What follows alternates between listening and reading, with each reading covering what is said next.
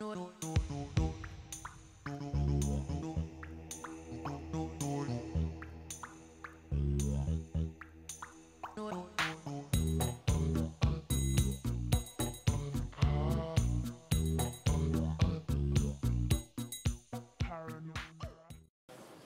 amis, merci de vous être réveillés si tôt aujourd'hui.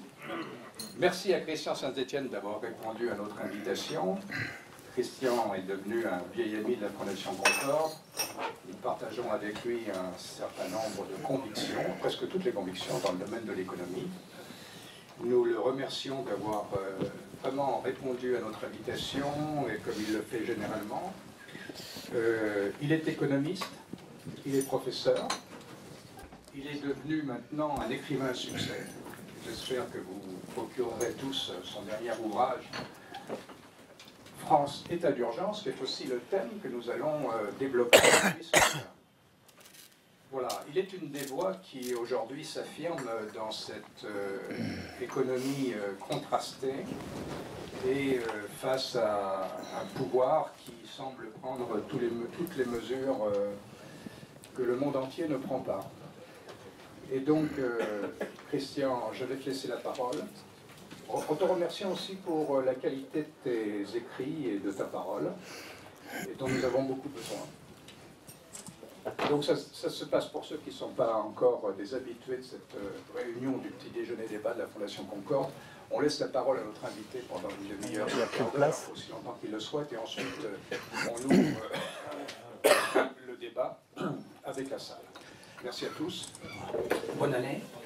Il y a encore un fauteuil pour une dame. Là, comme le disait notre vice-président trésorier, flocons et cotisations marchent bien ensemble. D'ailleurs, c'est la Fondation Concorde qui a commandé la première chute de flocons hier soir pour, tout à fait nécessaire. pour préparer ce petit déjeuner. Bien, mais écoutez, bonne année à tous. L'année 2013 va être, je pense, fascinante. C'est une année où les illusions et les mauvais schémas français vont devoir affronter la réalité. Nous avons eu un exercice de loi de finances à l'automne très particulier puisque, comme je vais le montrer, il est en opposition totale au monde actuel, marqué par la troisième révolution industrielle, qui se développe grâce à un écosystème d'entrepreneuriat.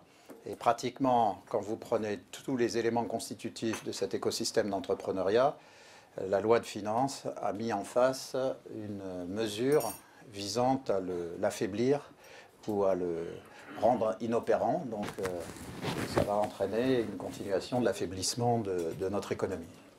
Et je vais évoquer un autre sujet clé, qui est la crise sociétale majeure dans laquelle nous sommes, que j'analyse dans le livre, qui est une crise sociétale fondée sur deux socles. Le passage des droits de au droit à, ou des droits d'être au droit à avoir, et le dos tourné au progrès. De ce point de vue-là, nous sommes dans un moment de renoncement en France très étrange par rapport au progrès. Ce qui se passe sur, par exemple, les gaz de schiste, mais c'est gauche et droite confondues, est en soi extrêmement intéressant. Alors moi, je suis pour la croissance durable, la croissance verte, sûrement pas d'un monde pourri pour demain. Mais si je commence juste par ce point, la France, depuis le XVIIe siècle, a été le pays de la science, de l'ouverture, de la raison, du progrès, de l'envie d'aller de l'avant. Qu'aurait été une réponse française à la question des gaz de schiste, qui est une question complexe. Je ne dis pas qu'il faut y aller.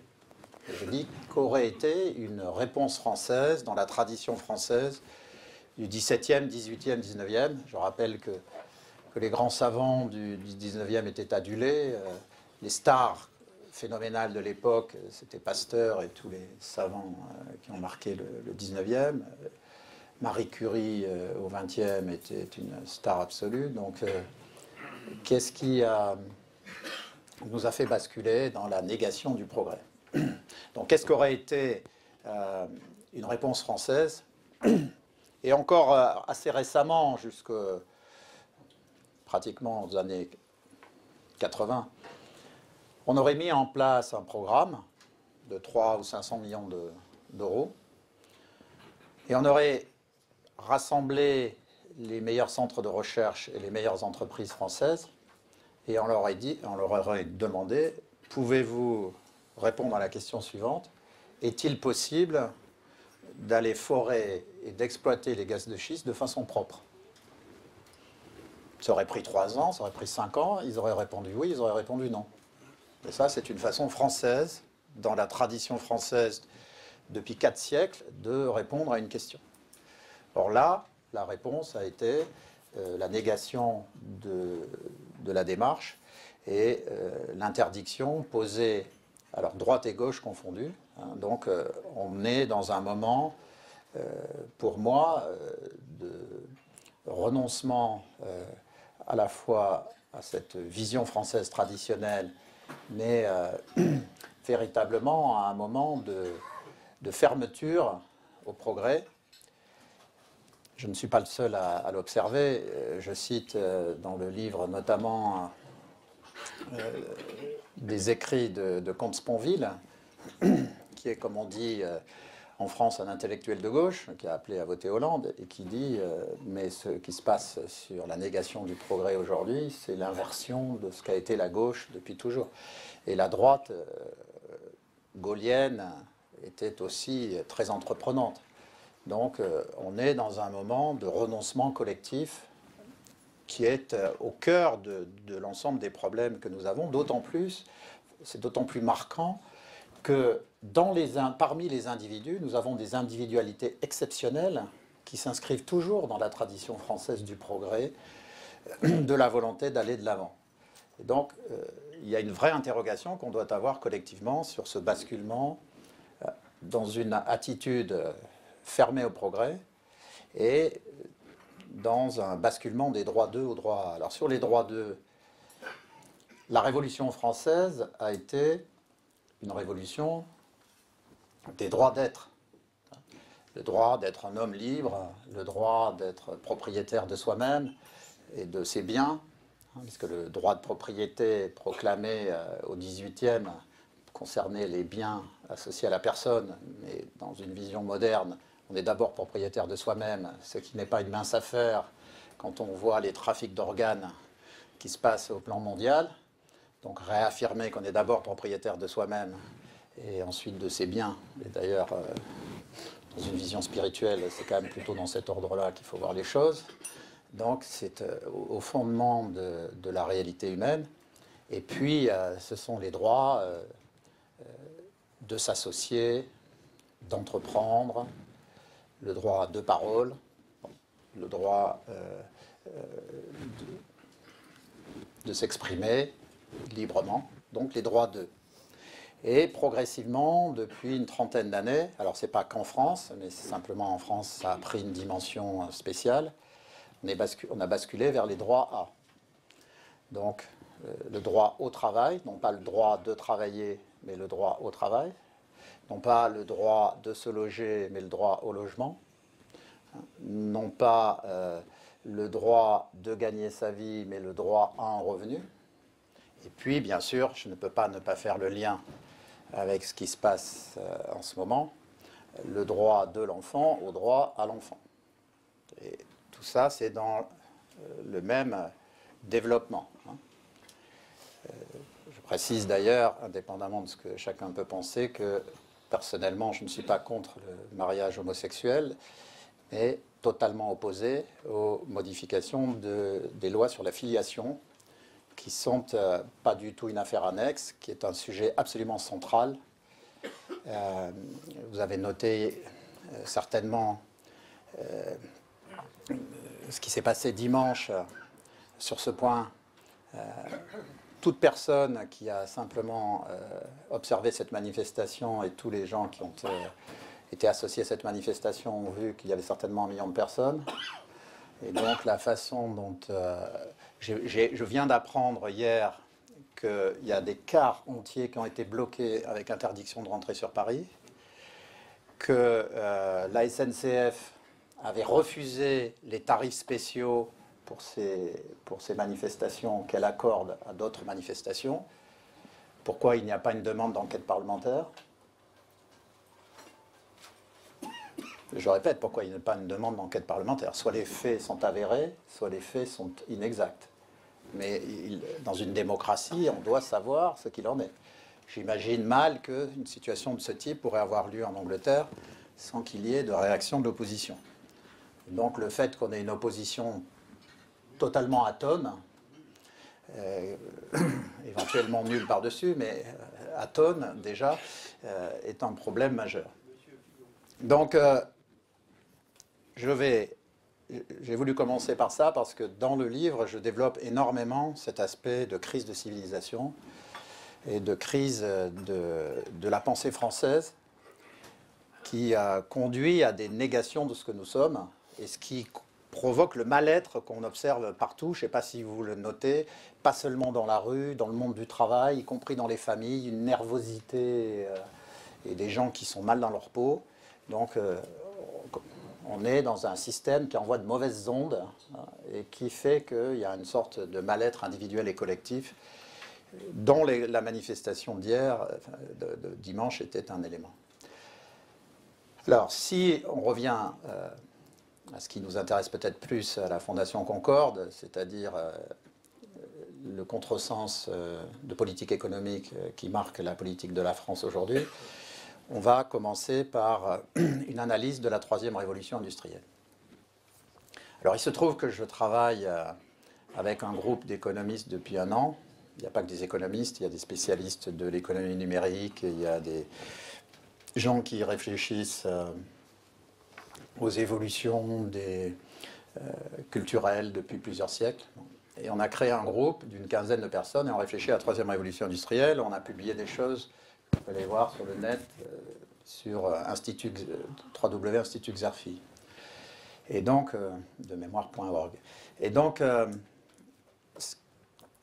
la première chose qu'on doit dire, puisque les travaux sont en cours, on ne sait pas pourquoi, mais les 3 révolutions industrielles ont commencé dans les années 80.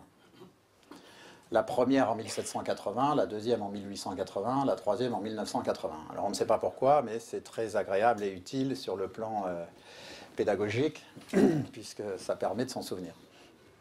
Alors d'abord, il faut rappeler, bon, il y a un siège libre, là, s'il y a quelqu'un qui veut s'asseoir. Voilà. C'est toujours dommage de laisser des sièges libres quand il y a autant de gens debout. Donc, simplement, un petit rappel. Grâce aux travaux de Madison qui ont été publiés au début des années 2000 par l'OCDE, nous savons que le PIB par habitant a stagné pendant 2000 ans avant la révolution industrielle. Donc, ce qui est très intéressant, c'est que ce sont des choses qu'on sait aujourd'hui, qu'on ne savait pas il y a 15 ans. Et donc, il y a eu d'énormes travaux menés par l'OCDE. Mais le PIB par habitant sous Louis XVI ou sous Victoria, non, Victoria c'est déjà après la première, donc mais c'est pas très différent. Mais disons, le PIB par habitant sous Louis XVI est le même que sous Jules César. Donc ça, c'est très important. C'est en soi un sujet de réflexion et d'étude tout à fait fascinant. Pourquoi? Alors, il y a eu une micro-augmentation, mais minuscule, autour de 0,1 par PIB par habitant. 0,1% par an du PIB par habitant, et même dans certaines périodes des siècles de régression. Et donc, sur 2000 ans, ça fait plutôt moins de 0,1%. Donc, quasi stagnation pendant 2000 ans. Et en soi, c'est un sujet fascinant. Le plus grand siècle d'intelligence de la planète, aujourd'hui, est parfois considéré comme étant le 5e siècle avant Jésus-Christ, qui est celui des plus grandes ruptures intellectuelles de l'histoire humaine, hein, c'est les grandes révolutions grecques, mais c'est le bouddhisme, c'est dans le judaïsme le basculement chez le basculement de la relation de Dieu au peuple juif à la relation individuelle de Dieu à chaque juif, qui va être l'amorce du christianisme et le début d'interrogations massives sur le rôle de chacun dans la société, puisque c'est un des fondements du système de philosophie politique libérale, hein, qui va sortir du christianisme, comme l'a montré Marcel Gauchet, hein, puisque la démocratie et la philosophie politique libérale ont pu se développer à partir de la pensée du christianisme. À partir du moment où chaque être, chaque individu est relié directement à Dieu, ben, ça remet en cause les traditions, ça remet en cause les systèmes hiérarchiques. C'est évidemment, bien sûr, l'ouverture au protestantisme, mais ça a transformé le catholicisme aussi, hein, puisque si la révolution du protestantisme, c'est la capacité de chacun à lire la Bible, plutôt que de se la faire interpréter par le prêtre, la révolution du catholicisme, avec de mémoire le Concile de Trente, en tout cas au XVIe siècle, c'est une révolution qui est passée, enfin, puisqu'on n'étudie plus du tout ces choses-là qui sont pourtant fondamentales, hein, c'est la décision clé après des siècles de débats de l'Église catholique que les catholiques n'étaient pas prédestinés. Donc c'est un choix du Concile de mémoire de Trente qui décide que les catholiques ne sont pas prédestinés, oui, je vais en rajouter un deuxième D, les catholiques ne sont pas prédestinés et que donc chacun est responsable de ce qui se passera dans l'au-delà, dans la vie actuelle. Je précise d'ailleurs au passage, puisque j'évoque ce point, que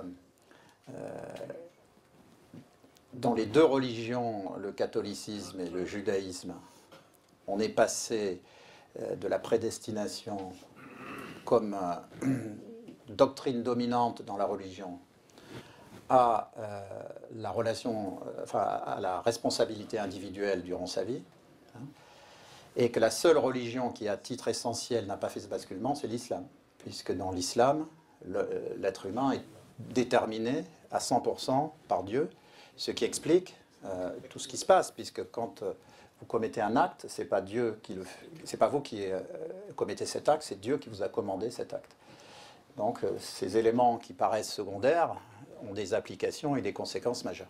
Et donc je reviens à la révolution industrielle. Les deux premières révolutions industrielles qui se déploient des années 1780 aux années 1980 ont multiplié le niveau de vie par 20 et ont conduit à un triplement de l'espérance de vie. Dans un rapport de la Haute Autorité à la Santé publique du début des années 2000, ce rapport écrit par des médecins assigne 90% de l'augmentation de l'espérance de vie à la hausse du niveau de vie.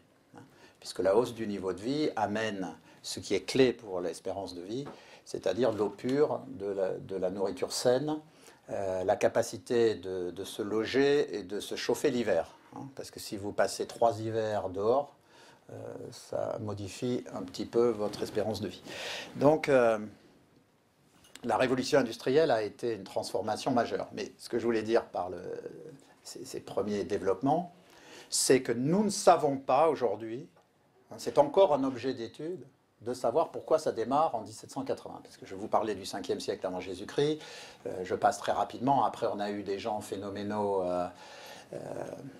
Saint Thomas d'Aquin était certainement une personnalité majeure. On a eu Léonard de Vinci, on ne peut pas dire que c'était des esprits demeurés, on ne peut pas dire qu'ils ne s'intéressaient pas à la technique. On a eu des sculpteurs, des savants. La plus grande révolution intellectuelle de l'humanité porte le nom de révolution copernicienne. Et tout cela ne produit aucun effet sur la croissance économique. Et se met en place, dans les années 80, une mutation. Alors aujourd'hui, on a des éléments, hein, on ne peut pas dire qu'il n'y a pas de réponse, mais c'est des explications a posteriori. Parce que si on avait réuni les 100 experts les plus brillants de la planète en 1600, et on leur aurait dit il va y avoir un phénomène qui va entraîner une multiplication par 20 du niveau de vie et qui va transformer complètement le fonctionnement du système économique et de l'évolution de l'humanité, les experts auraient placé cette révolution vraisemblablement en Chine, et beaucoup plus tôt que 1780. Et ils n'auraient jamais placé cette révolution en 1780, et dans ce qui était, sauf le respect dû à un de nos amis, la petite Angleterre, qui à l'époque était un minuscule pays au cul du monde. Hein. Donc, alors que la Chine était au centre du monde. Jamais personne n'aurait imaginé que c'était là qu'allait se faire la révolution industrielle.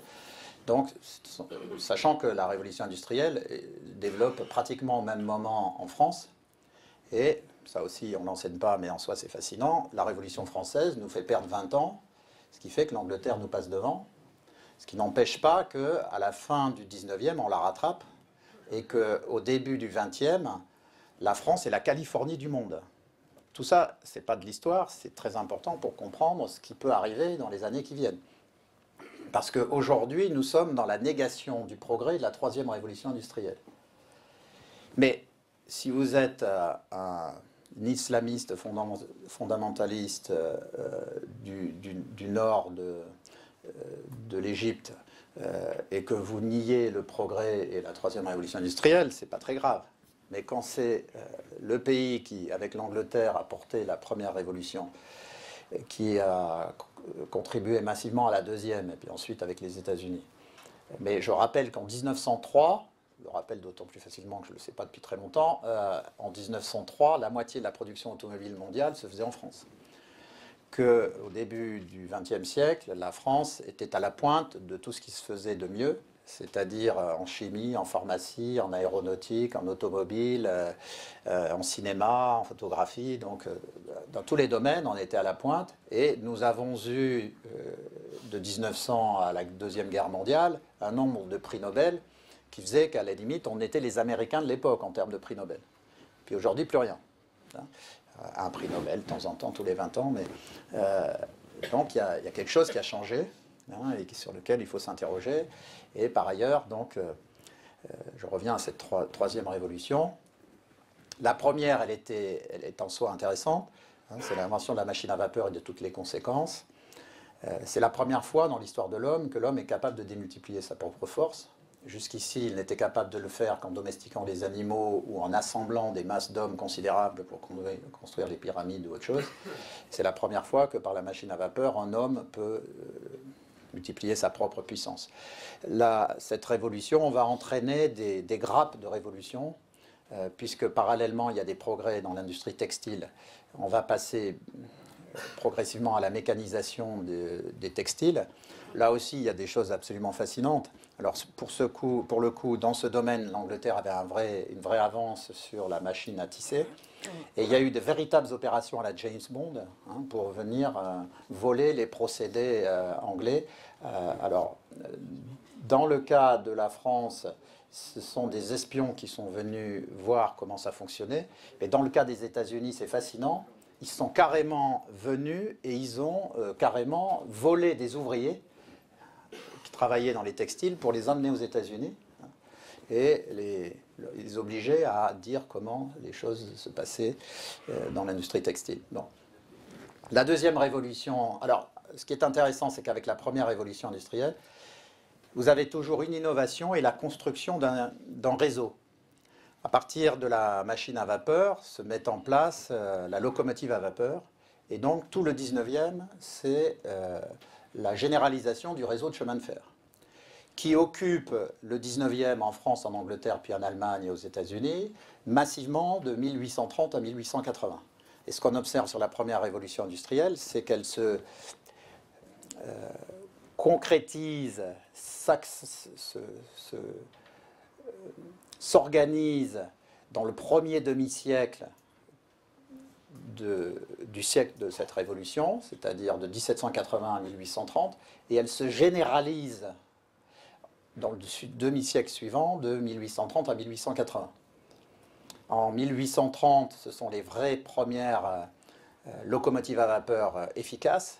Et en 1880, la France et l'Angleterre ont mis en place leur réseau de chemin de fer. Et c'est le premier réseau américain, transcontinental, qui est ouvert en 1880 et qui va de l'Atlantique au Pacifique. Donc à chaque fois, on a une innovation et la mise en place d'un réseau. La deuxième révolution industrielle, le cœur, c'est l'électricité, le moteur électrique, qui se développe en grappe entre 1870 et 1885. Mais le premier moteur électrique fonctionnant, c'est 1880. Et c'est pareil, de 1880 à 1930, donc on a des innovations par grappe dans tous les domaines, tout ce qui est lié à l'électricité, tout ce qui est lié au moteur à explosion, et constitution de réseaux majeurs, mais ce qui est le plus déterminant de la deuxième révolution industrielle, c'est le réseau électrique, même si le réseau routier joue un rôle clé. Et donc là aussi, on observe concrétisation de la révolution, développement par grappe d'innovation, perfectionnement des techniques pendant un demi-siècle, et ensuite généralisation qui est accélérée post-Deuxième Guerre mondiale dans la régulation fordienne. Arrive donc la troisième révolution industrielle dans les années 80. Elle est portée par l'informatique, l'Internet et l'innovation. C'est-à-dire que, comme je le développe dans le livre, nous entrons dans ce que, avec mes camarades de l'Institut Xerfi, nous nommons l'économie. Dans l'Institut, on a travaillé sur une veine de la troisième révolution industrielle, qui est le passage de l'économie à l'économie. Et puis, dans le livre, je développe la deuxième veine, qui est l'économie entrepreneuriale. Alors, qu'est-ce que c'est que le passage de l'économie à l'économie? C'est justement le fait que quand on passe d'une économie fondée sur l'électricité et le moteur à explosion à une économie qui est fondée sur l'informatique et l'Internet, vous avez une transformation complète des systèmes de production et de distribution, avec des effets d'une violence inouïe, puisque cette révolution, les premières apparitions significatives de l'informatique, c'est dans les années 70, les premiers développements, c'est les années 80, et puis le bousculement du système, c'est les années 90. Mais dans les années 90, on a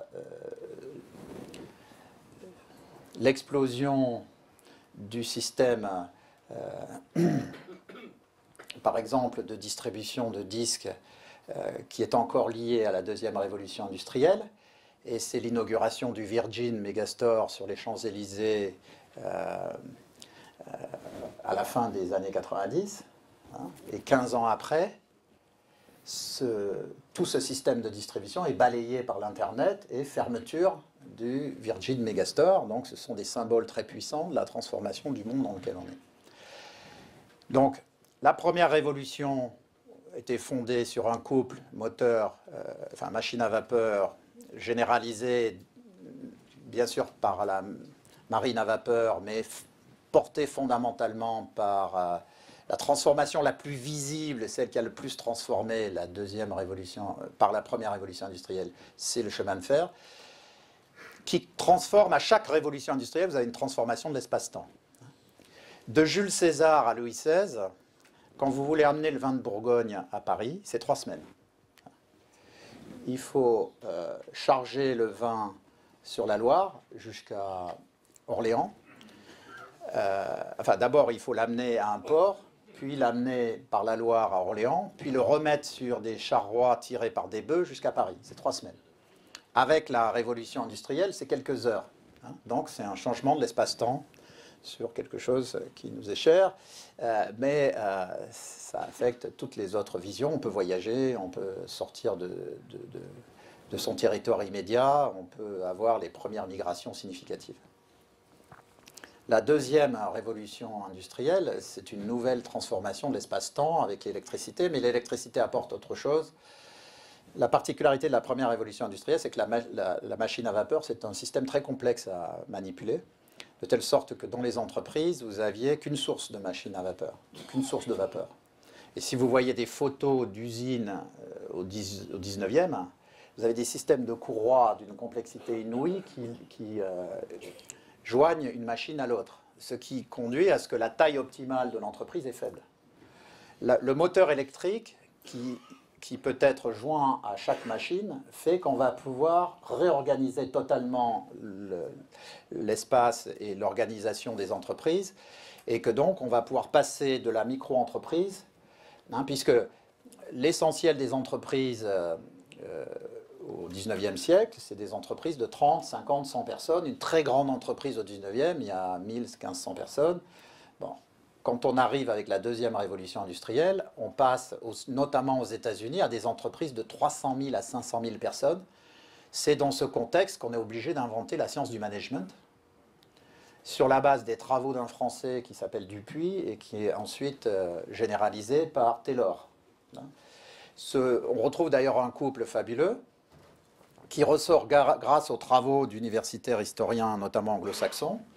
C'est-à-dire que ce sont les anglo-saxons qui nous réapprennent aujourd'hui que Adam Smith a vraisemblablement piqué 90% de son système intellectuel à Turgot et que Taylor a piqué 90% de ses idées à Dupuy.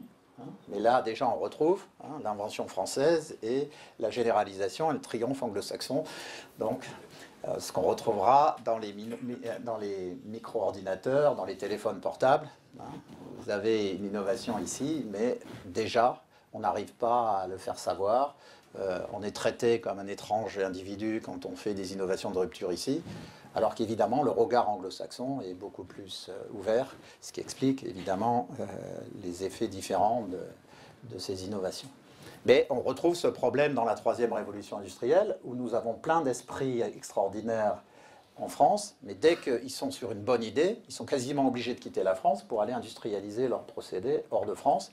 Alors déjà qu'il y a cette tendance culturelle presque traditionnelle liée aux formes de pensée et aux formes d'organisation pyramidale de la société française, puisqu'on est resté dans une vision très pyramidale de notre société. La cour de Versailles continue de nous diriger, et à partir du moment, c'est devenu une cour de Versailles républicaine, mais l'opinion française est faite par 1000 personnes.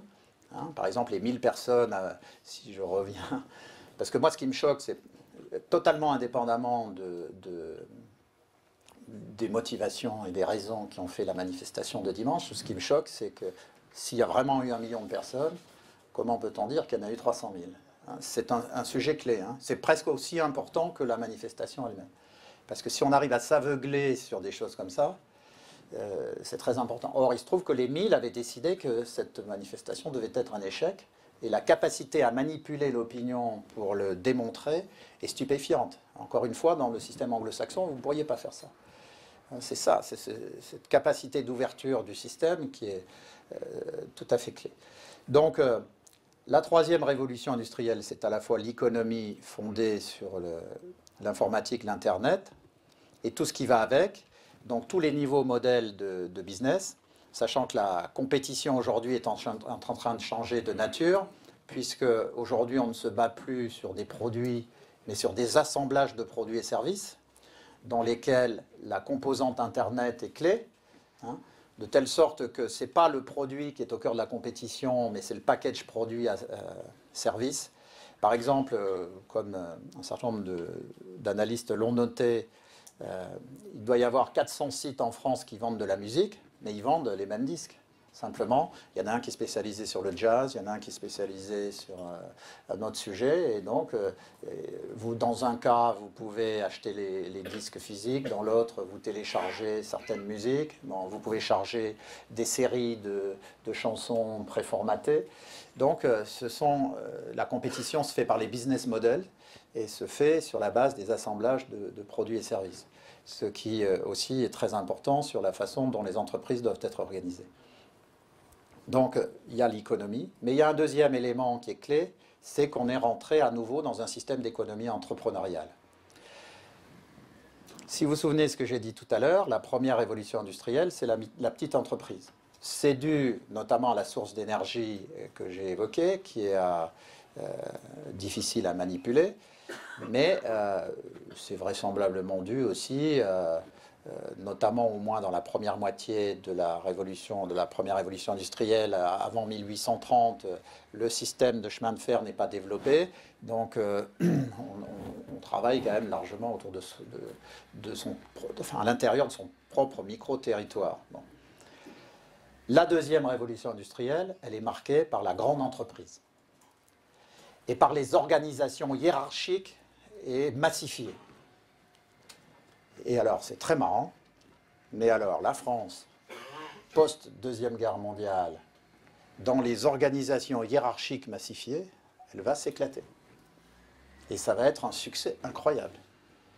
Et donc, nous avons quelques grandes entreprises qui naissent. On mène une politique industrielle qui favorise les concentrations et l'émergence de grandes entreprises, dont il ne faut pas avoir honte d'ailleurs, et qui sont clés pour la synergie et le bon développement à l'intérieur des filières et pour structurer les filières. Mais on massifie aussi l'enseignement, on massifie le système de santé. Donc, on excelle dans la massification et les systèmes hiérarchiques et pyramidaux. Donc, la première révolution industrielle, c'est la micro-entreprise, mais des systèmes décentralisés à base d'entrepreneuriat. La deuxième, c'est la grande entreprise taylorienne. Alors, il n'y a pas que nous qui faisons de la grande entreprise, mais en France, on excelle et surtout, on fait de la grande entreprise, pas seulement dans l'économie marchande, mais dans l'économie non marchande. Ce qui est au cœur des problèmes de la France dans la troisième, c'est que se redéveloppe une économie entrepreneuriale qui est une économie de la décentralisation. Et c'est au cœur de nos problèmes, puisque nous nous retrouvons, nous sommes le dernier mammouth collectif, hein, c'est-à-dire que nous avons le problème de la France aujourd'hui, c'est la coexistence d'une petite économie de marché avec une énorme sphère publique massifiée, hiérarchisée,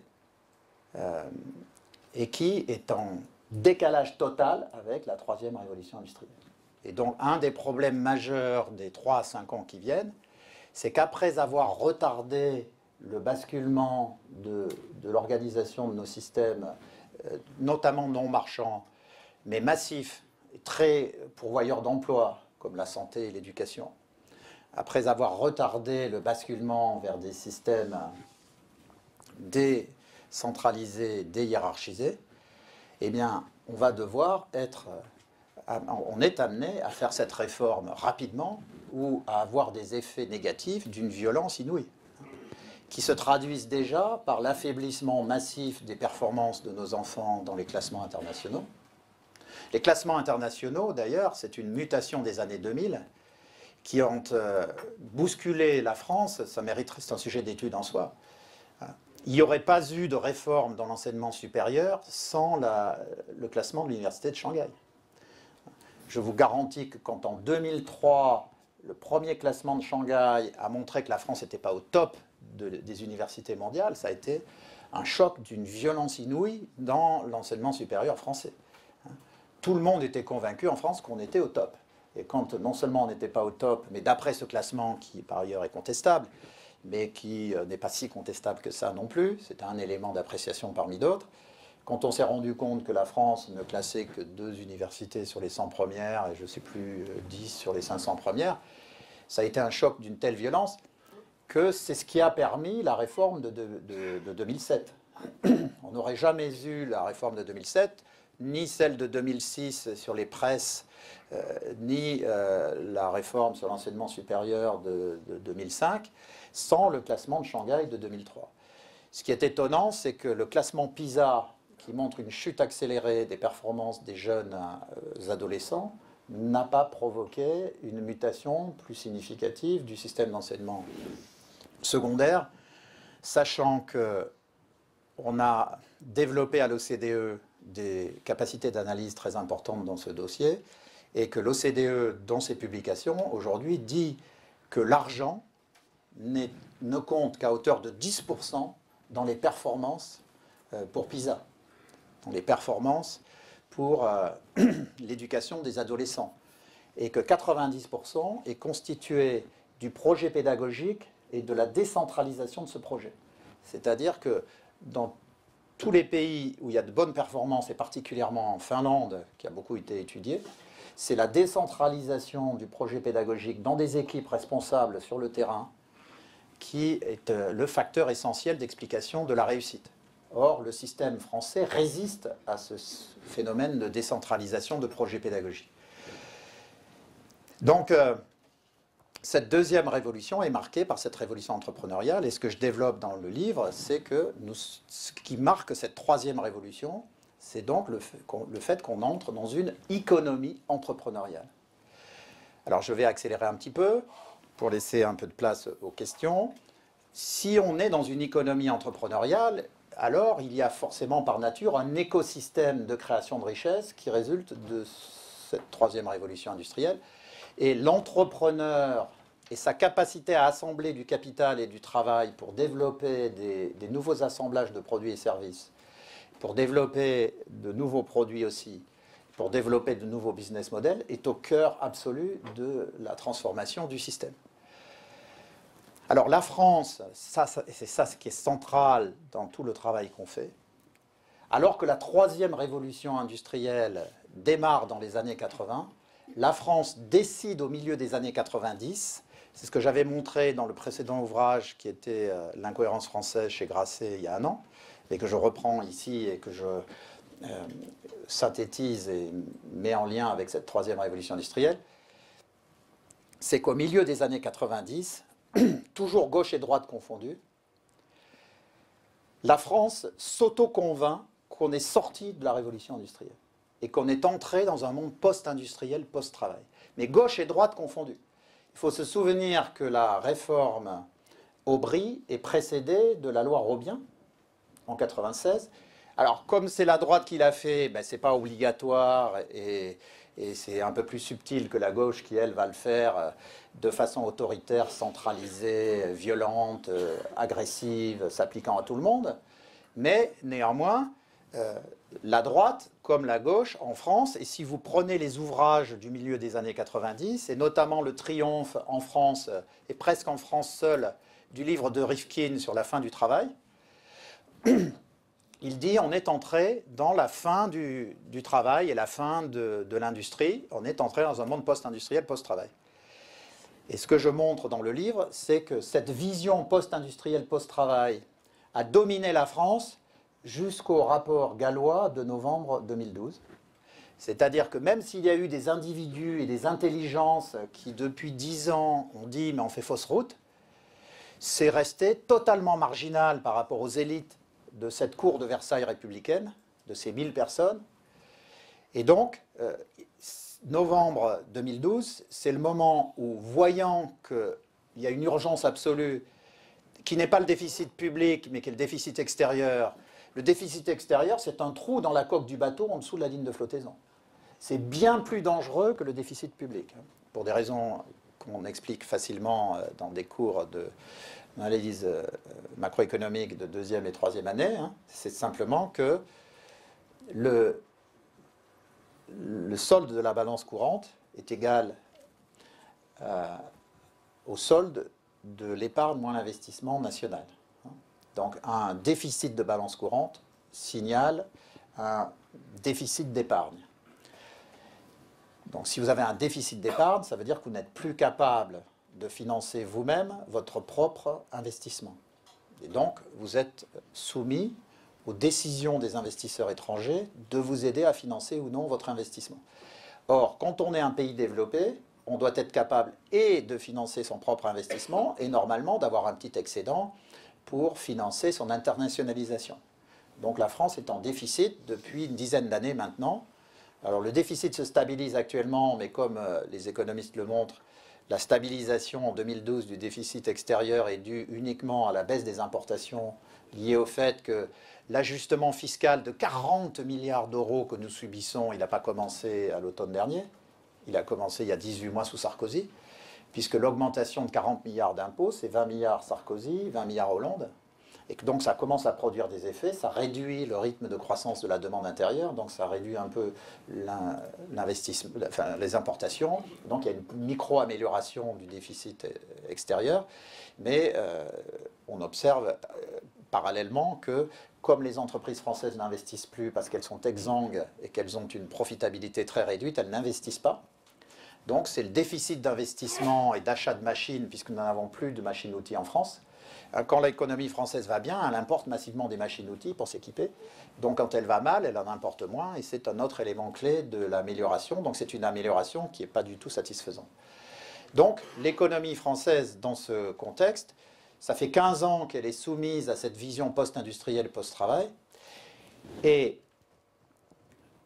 la loi de finances, elle a été conçue en urgence au printemps 2012 par des gens qui sont orthogonaux à cette troisième révolution industrielle.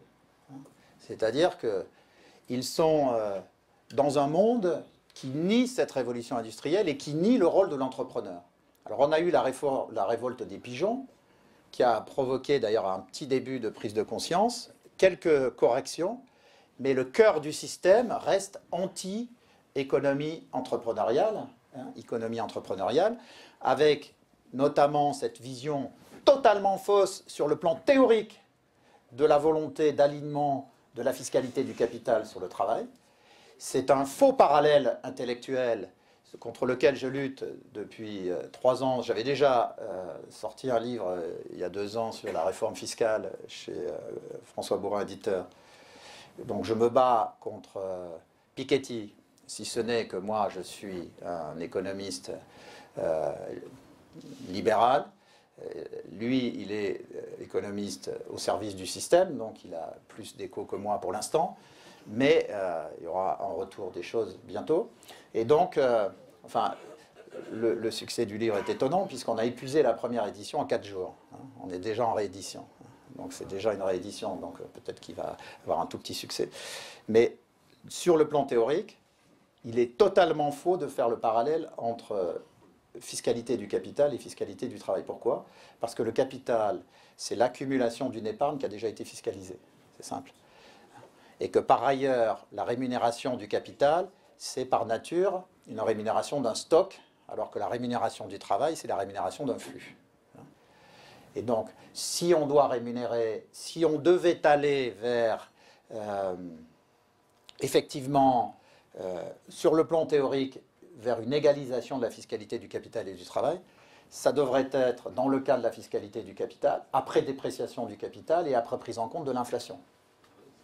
Et donc, si vous avez, juste pour illustrer, des obligations qui sont rémunérées 2,5% avec une inflation à 2% et un taux d'impôt sur la fortune à 1,5%, hein, vous êtes à 150% de fiscalité, puisque votre revenu n'est pas, même plus, vous êtes à 300% dans l'exemple que j'ai pris, puisque si vous êtes à 2,5 de rendement et à 2 d'inflation, vous êtes à 0,5 de rendement réel, et si vous avez 1,5 de fiscalité sur le capital, vous êtes déjà à 300% de fiscalité. Donc c'est conceptuellement faux.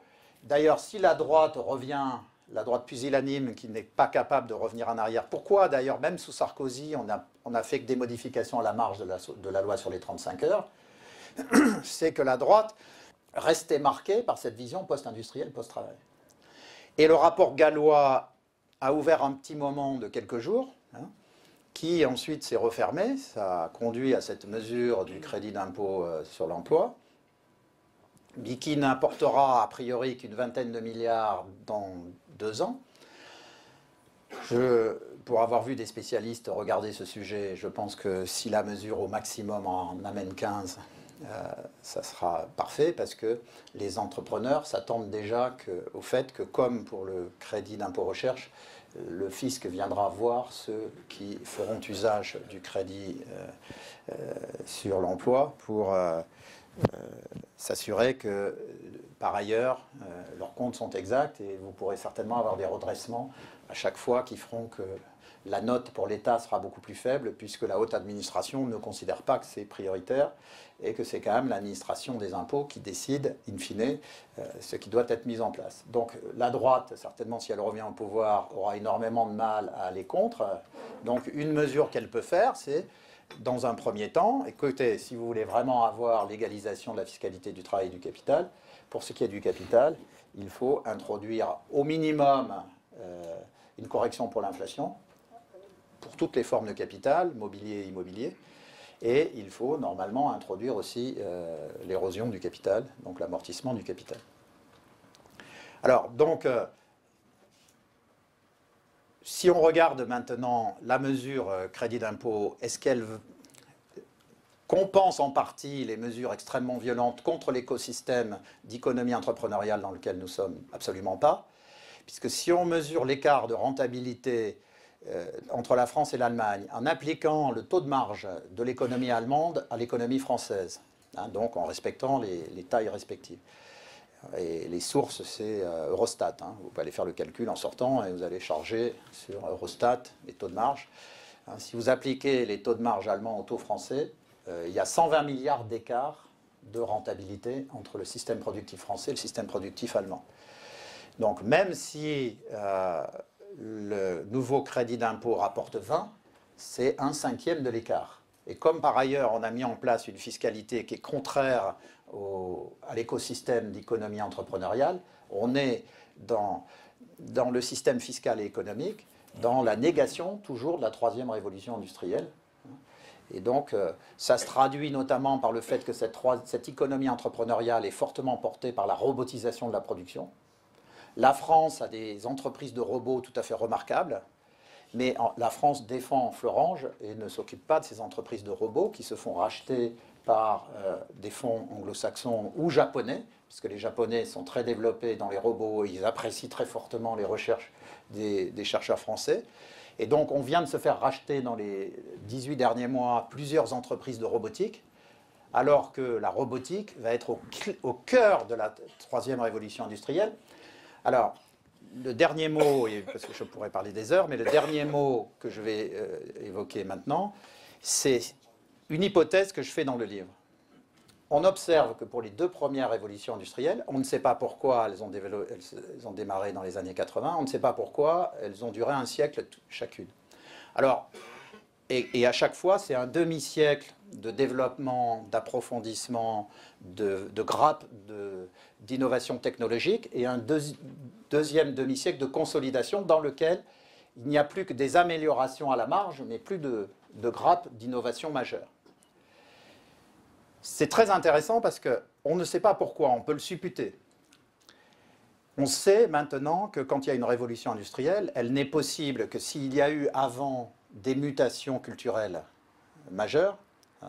Je ne l'ai pas évoqué tout à l'heure, mais un des éléments qui conduisent à penser qu'on a eu la première révolution industrielle à partir de 1780 et pas avant, alors même qu'il y avait des savants et des techniciens de très haut niveau ailleurs, notamment en Chine au XVIe, c'est qu'on a inventé, du fait de la révolution de la philosophie politique libérale en Angleterre et en France au XVIIe et XVIIIe, les droits de l'homme, les droits de l'entreprise, et donc les droits de la personne physique et de la personne morale.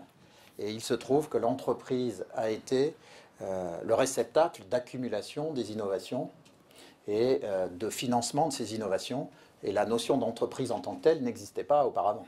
Il y avait des activités de personnes riches, mais la notion d'entreprise identifiée en tant que telle, permettant l'accumulation du capital et l'accumulation des savoirs et des technologies et des pratiques, n'existait pas auparavant. De même, on pense que la deuxième révolution industrielle a été favorisée par le développement de l'État-nation au XIXe. La troisième révolution industrielle est favorisée par des innovations scientifiques et technologiques et culturelles qui ont eu lieu au cours de l'après-guerre. Bon. Mais chaque révolution est précédée de ruptures intellectuelles, organisationnelles, philosophiques, politiques. Pour que ces grappes d'innovation produisent une révolution industrielle, il faut qu'il y ait des adaptations ensuite des systèmes institutionnels, des systèmes politiques. Dans le cas de la France, l'innovation qu'on retarde et qui va devoir se faire, c'est la décentralisation, par exemple, des systèmes de santé et d'éducation. Alors, il y a des chercheurs en médecine qui travaillent, ça fait 10 ans qu'il y a plein de publications sur le thème « C'est la fin des grands hôpitaux hein », sauf quelques hôpitaux pour plateformes à haute technologie. Mais comme on sait que 90% de l'espérance de vie de l'augmentation de l'espérance de vie est liée au niveau de vie et pour le reste, notamment la médecine préventive, puisque vous savez que presque 60% des dépenses de médecine, c'est pour prolonger la vie de 6 mois, simplement. Et que la dépense de santé la plus importante, c'est la médecine préventive et le fait d'obliger les gens à rentrer dans des parcours de santé qui font qu'ils aient des pratiques personnelles qui prolongent leur vie et que les médicaments et l'intervention à l'hôpital, c'est généralement pour prolonger un petit peu les choses. Donc, dans ce contexte, vous avez des gens qui travaillent sur les systèmes décentralisés, qui disent la France n'a pas besoin de 2000 hôpitaux, 200 hôpitaux très modernes suffiraient, mais en revanche, on a besoin de 3 à 4 000 à 5 000 maisons de santé sur tout le territoire, avec 7 ou 8 médecins, avec des secrétaires médicales, avec des capacités d'analyse, et surtout avec Internet, des médecins et même des techniciens avec eux formés et reliés à l'hôpital central et avec une médecine donc qui serait décentralisée mais qui serait directement applicable sur le territoire. Puisque vous le savez par ailleurs, 40% des entrées aux urgences n'ont pas de justification et auraient pu être traitées dans ces maisons de santé. Donc voilà, il faut passer d'un système centralisé à un système décentralisé dans la médecine. Il faut faire la même chose dans l'éducation. La France résiste à ces mutations qui se développent dans le monde anglo-saxon, dans le monde germanique. Donc on va devoir faire des mutations massives en termes d'organisation. Mais une fois, en faisant ces mutations organisationnelles et intellectuelles, qui ne sont pas faites en France, certains sont entrés dans le nouveau système, mais ils n'arrivent pas à convaincre les 1000 qu'il faut généraliser le système. Donc, ça prend du temps d'acclimater les nouvelles visions et les nouveaux systèmes techniques. Chaque révolution industrielle, c'est l'introduction d'un nouveau système technique. Donc la transformation de la société en lien avec un nouveau système technique, c'est pas choquant que ça prenne quelques décennies. Puis ensuite, bon, il n'y a plus d'innovation majeure en grappe comme ce qui a provoqué la révolution industrielle, mais c'est toute la consolidation et la généralisation. Si ce schéma qu'on a observé sur les deux premières, c'est une hypothèse, je l'affirme, c'est une hypothèse, je n'en sais rien et personne n'en sait rien. Mais si ce qu'on a observé sur les deux premières se vérifiait dans la troisième, ça a des implications colossales, et c'est mon dernier mot. Ça veut dire que la troisième révolution industrielle qui s'est mise en place en 1980 devrait avoir connu les principaux effets liés à son impact et à la mutation vers le nouveau système technique vers 2030, avant une consolidation du système entre 2030 et 2080. C'est-à-dire que sur les périodes, sur la période d'un demi-siècle de démarrage de la troisième allant de 1980 à 2030, la France s'est permis de nier la troisième pendant 15 ans. De fait, les élites ont bien vu qu'on sortait de la deuxième, mais pour penser qu'on sortait de l'industrie, alors qu'on est entré dans une troisième révolution, qui est en fait hyper industrielle, totalement robotisée, avec des systèmes en plus de fabrication en 3D hyper techniques. Tout cela relié par Internet et les systèmes de communication qui changent totalement les systèmes d'organisation. Et donc, pour faire court, soit dans les 2 décennies qui viennent, mais compte tenu du fait qu'on a déjà perdu 15 ans, pour moi, l'actuel quinquennat, pas parce que c'est celui de Hollande, mais parce que c'est sa place dans cette révolution industrielle et dans ce schéma. Si dans les 4 à 5 ans qui viennent, la France ne fait pas un ajustement stratégique à 180 degrés pour se remettre dans la troisième révolution industrielle, si elle ne s'organise pas politiquement pour transformer ses systèmes d'organisation et son système territorial, vous verrez dans le livre que je développe les conséquences au niveau des territoires de la troisième révolution industrielle. Vous savez qu'en fait, en dépit de l'introduction des régions dans les années 70, le système territorial français reste marqué par la réforme de 1790 de l'introduction du département. Donc l'organisation territoriale française a été pensée au tout début de la première révolution. Et elle est aujourd'hui en décalage total avec la troisième. Et donc, parce qu'il se trouve, je développe dans le livre aussi le fait qu'on est entré dans une métropolisation de la croissance. Donc, le système territorial ne doit plus être découpé par territoire, mais il doit être fondé sur des nœuds qui sont les métropoles. Et donc, il faut une organisation institutionnelle et territoriale nodale dans laquelle les métropoles jouent un rôle clé. 3 grandes métropoles structurent le territoire français, le Grand Lyon, le Grand Marseille et évidemment le Grand Paris, avec des idées fausses sur ce que sont les métropoles aujourd'hui, puisque la France reste marquée par ses visions du 19e avec les villes prédatrices, alors que l'INSEE montre dans ses statistiques que le Grand Paris de 11 millions d'habitants, c'est 29% du PIB de la France, mais seulement 22% de ses revenus. C'est-à-dire que les grandes métropoles, Grand Paris, Grand Lyon, sont des moteurs de production et de redistribution des richesses sur le reste du territoire. C'est-à-dire que la richesse de l'arc atlantique est en fait payée avec la redistribution venant du Grand Paris et du Grand Lyon. Et la capacité à mettre en place un moteur sur le Grand Marseille est clé, puisque ce moteur est en déshérence par incapacité à organiser le territoire. Le port de Marseille est en lui-même le symptôme de l'incapacité française à s'adapter à la troisième révolution industrielle. Hein, et donc la France a une colonne vertébrale naturelle qui va du Havre à Marseille en passant par le Grand Lyon et le Grand Paris. Et donc dans cet arc, il y a un tiers de la population et les 2 tiers du PIB. La vision française, c'est de sous-investir dans cet arc pour surinvestir dans les zones non denses, alors que la vision anglaise, c'est je surinvestis dans les zones denses parce que c'est là que ça a l'utilité économico-sociale la plus forte. Donc, pratiquement sur toutes les visions centrales, clés de la conduite des politiques économiques, sociales, éducatives, la France est à 50 ans de retard. Et donc, on a quelques années pour réussir l'ajustement. Ce qu'on peut dire, c'est que pourquoi il y a eu un échec de Sarkozy, ce que je montre dans le livre, c'est parce que je pense qu'il a eu des intuitions qu'il y avait des problèmes. Il a fait des réformes séparées. Il n'a jamais été capable de construire une vision globale pour expliquer pourquoi il faisait ces réformes et quels étaient les liens entre ces différentes réformes. Donc, la question fondamentale, la droite étant nulle, ou en tout cas atone, est très loin de tout ce qu'on évoque, très très en arrière, pas différent de Jospin.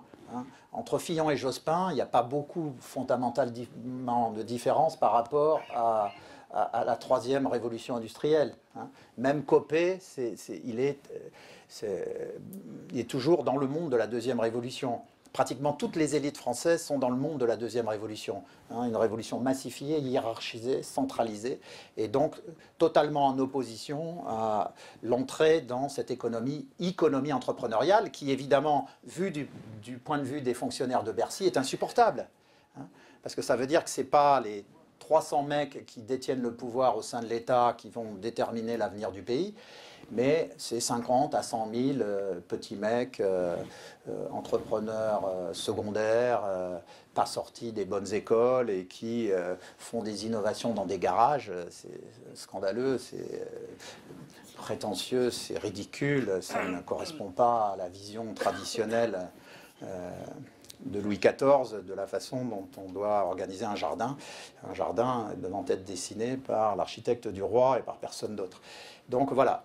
Alors, la France va devoir faire une mutation globale. Donc, c'est, si vous voulez, dans ce contexte-là, hein, si demain on bascule de la gauche à la droite, c'est basculer d'un système qui est largement anti-entrepreneurial à un système qui l'est un peu moins. Mais ce n'est pas basculer d'une vision... Parce que la vision qui porte la loi de finances pour 2013, qui a été votée à l'automne dernier, et qui s'applique donc depuis le 1er janvier, c'est une vision archaïque au sens plein du terme. Qu'elle soit de gauche est secondaire. L'élément clé, c'est qu'elle est archaïque, c'est qu'elle est contraire à la troisième révolution.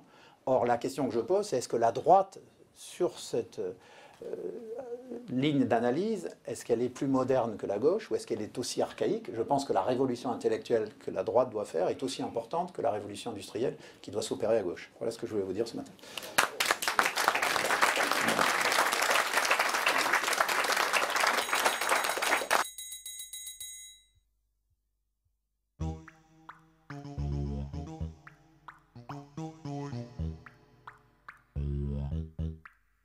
No, no, no, no.